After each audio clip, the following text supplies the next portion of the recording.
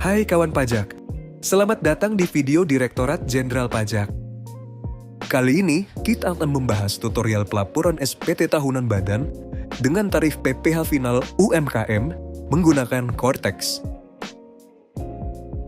Saat ini Cortex tersedia dalam dua bahasa, bahasa Indonesia dan bahasa Inggris. Pada video ini, kita akan membahas terkait tutorial pelaporan SPT tahunan PPh Badan UMKM yang disampaikan dalam menu Cortex berbahasa Inggris. Sebagai perhatian, informasi yang disampaikan pada media ini dapat berubah sesuai dengan perkembangan ketentuan perpajakan terbaru dan proses pengembangan sistem. Tutorial ini ditujukan kepada wajib pajak badan yang termasuk dalam kriteria UMKM yang tidak memilih menggunakan tarif pasal 17 atau tarif normal. Hal yang pertama kali Anda harus siapkan adalah laporan keuangan, baik laporan laba rugi dan neraca, daftar penyusutan, dan daftar peredaran bruto. Silahkan gabungkan dalam satu file PDF. Untuk memulai pengisian, silahkan masuk ke akun wajib pajak orang pribadi yang telah diberikan hak akses sebagai PIC, wakil, atau kuasa dari perusahaan tersebut. Pada halaman ini, silahkan klik kotak dialog pada bagian atas dan pilih NPWP perusahaan pada bagian Taxpayers. Akan muncul pemberitahuan bahwa kita telah berperan sebagai wajib pajak badan yang kita wakili. Pilih menu Tax Return, lalu klik Tax Return. Silahkan klik Create Tax Return untuk memulai pengisian baru. Masukkan data-data yang dibutuhkan seperti jenis SPT, periode pelaporan, dan status pelaporan SPT tahunan. Jika sudah disimpan, maka akan terbentuk file SPT baru pada menu Tax Return Not Submitted. Silahkan klik ikon View untuk memulai pengisian. Berikut adalah ilustrasi kasus yang akan kita gunakan untuk pengisian SPT kali ini. Ini adalah tampilan awal SPT tahunan badan yang baru pada aplikasi Cortex. Pada tahap awal pengisian, Anda akan dihadapkan dengan halaman induk atau main form. Pengisian SPT tahunan badan dimulai dengan menjawab pertanyaan-pertanyaan yang berkaitan dengan transaksi dan fasilitas perpajakan dari kegiatan usaha wajib pajak. Pertanyaan yang dijawab akan menentukan jenis dan jumlah lampiran SPT tahunan yang nantinya harus dilengkapi. Jika wajib pajak menjawab yes, maka sistem akan otomatis memunculkan lampiran yang berkaitan dengan pertanyaan tersebut pada bagian atas formulir SPT untuk dapat diisi. Jika menjawab no, maka wajib pajak dapat beralih ke pertanyaan selanjutnya.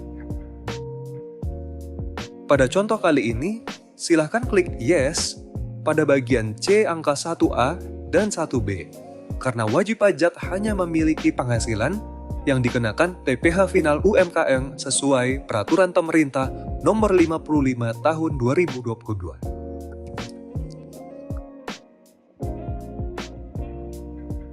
Jika wajib pajak sudah menjawab semua pertanyaan pada bagian induk SPT, silahkan gulir ke atas dan klik lampiran 1A atau L1A untuk mengisi laporan keuangan perusahaan.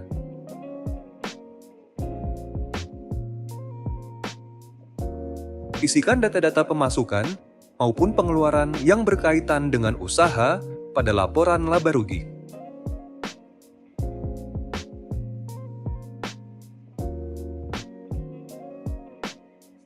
Gulir ke bawah untuk melengkapi data aset, kewajiban, dan modal pada laporan neraca.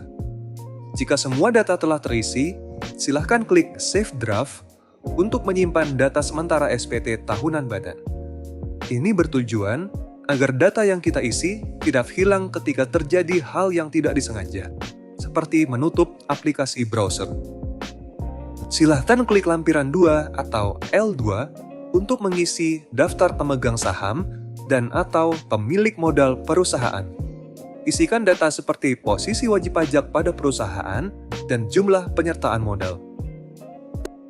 Klik L5 untuk memasukkan rekapitulasi penghasilan bruto badan selama 1 tahun pajak. dapat dilihat bahwa pembayaran PPh final UMKM yang telah dilakukan setiap bulan akan otomatis terekam pada bagian Total Income Tax which is self-payment atau total pajak penghasilan yang dibayar sendiri. Anda cukup mengisikan total penghasilan bruto mulai Januari hingga Desember dengan mengklik ikon Edit. Klik L6 untuk mengisi angsuran PPh pasal 25 untuk tahun pajak berikutnya. Pada contoh ini, wajib pajak badan tidak memiliki angsuran PPh pasal 25 karena jenis pajak yang dibayarkan bersifat final. Jika sudah, pengisian dilanjutkan ke bagian L9, yaitu Daftar Penyusutan dan Amortisasi Fiskal. Silahkan isikan kepemilikan aset, baik berwujud maupun tidak berwujud, beserta perhitungan penyusutan dan atau amortisasinya sesuai dengan ketentuan peraturan perundang-undangan yang berlaku. Lampiran terakhir adalah lampiran 11B. Pada bagian ini, sistem akan memunculkan rasio keuangan yang membandingkan total utang perusahaan dengan total ekuitasnya. Nilai yang ada pada lampiran ini terisi secara otomatis berdasarkan data-data yang telah kita isikan pada lampiran-lampiran sebelumnya. Pengisian lampiran selesai. Silahkan kembali ke bagian induk SPT tahunan. Wajib pajak dapat melihat jumlah pajak yang terutang pada bagian D nomor 12. Pada contoh ini, PPh yang terutang adalah nihil, karena pembayaran telah dilakukan setiap bulannya dan sifatnya final. Pada huruf I bagian A1, silakan unggah laporan keuangan yang sebelumnya telah dijadikan dalam satu file PDF. Klik Choose untuk memilih file, lalu klik Upload untuk mengunggah lampiran pada SPT.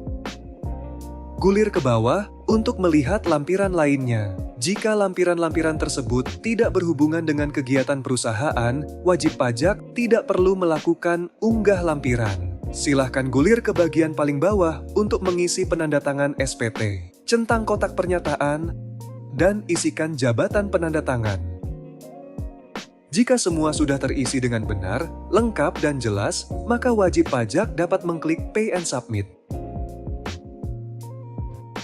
Pada halaman ini, silahkan masukkan data-data penyedia penandatangan elektronik. Jika sudah, klik Save. Lalu, klik Confirm Sign. SPT akan secara otomatis berpindah ke menu Submitted Tax Return atau SPT terlapor. Untuk melihat bukti pelaporan SPT, silahkan klik ikon Receipt. Maka bukti penerimaan elektronik akan terunduh secara otomatis. Jika Anda membutuhkan bantuan lebih lanjut, kunjungi www.pajak.go.id atau telepon ke Kring Pajak 1500 200. Subscribe channel YouTube Dijen Pajak RI untuk memperoleh informasi perpajakan terkini. Pajak kuat, APBN sehat.